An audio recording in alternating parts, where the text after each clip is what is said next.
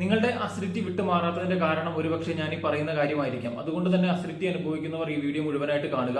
നമുക്കറിയാം, അസിഡിറ്റിക്കിൽ ചികിത്സ എടുക്കുന്നവർ, നമ്മുടെ ക്ലിനിക്കിൽ വന്ന് ചികിത്സ എടുക്കുന്നവരാണെങ്കിലും വേറെ ഏത് ചികിത്സാ ശാഖകളിൽ പോയി ട്രീറ്റ്മെന്റ് എടുക്കുന്നവരാണെങ്കിലും ആദ്യമേ തന്നെ ട്രീറ്റ്മെന്റ് എടുക്കുമ്പോൾ ഒരു രോഗശമനം കാണുമ്പോൾ അപ്പൊ തന്നെ മരുന്ന് നിർത്തുക, അവരുടെ പഴയ ജീവിതശൈലിയിലേക്കും പഴയ ഭക്ഷണ രീതിയിലേക്കും തിരിച്ചു പോകുന്നതാണ് പ്രധാനമായിട്ടും അസിഡിറ്റി വിട്ടുമാറാത്തതിന്റെ പ്രധാനപ്പെട്ട കാരണം. നമുക്കറിയാം, അസിഡിറ്റി വരുന്നത് ഒരു ദിവസം കൊണ്ട് വരുന്നതല്ല. അത് കാലക്രമേണ നമ്മുടെ ഭക്ഷണ രീതി കൊണ്ടും ജീവിതശൈലിയിൽ വരുന്ന മാറ്റങ്ങൾ കൊണ്ടും കാലക്രമേണ വരുന്ന ഒരു രോഗമാണ് ഈ അസിഡിറ്റി എന്ന് പറയുന്നത്.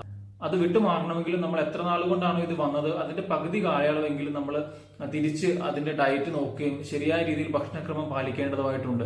മരുന്ന് ആവശ്യമായിട്ട് ഉള്ളിൽ കഴിക്കേണ്ട കാലയളവിൽ തന്നെ നമ്മൾ ശരിയായ രീതിയിൽ മരുന്ന് കഴിക്കേണ്ടതുമായിട്ടുണ്ട്. അതുകൊണ്ട് തന്നെ നമ്മൾ ആദ്യമേ തന്നെ ട്രീറ്റ്മെന്റ് എടുക്കുമ്പോൾ ചിലപ്പോൾ 2-3 ആഴ്ച കൊണ്ട് തന്നെ നല്ലൊരു രോഗശമനം വന്നു എന്ന് പറഞ്ഞ് മരുന്ന് നിർത്തുകയോ പഴയ ജീവിതശൈലിയിലേക്കും പഴയ ഭക്ഷണ ശീലങ്ങളിലേക്ക് തിരിച്ചു പോകാതിരിക്കുക. അതുകൊണ്ട് തന്നെ നിങ്ങളെ ചികിത്സിക്കുന്ന ഡോക്ടറിന്റെ നിർദ്ദേശം അനുസരിച്ച്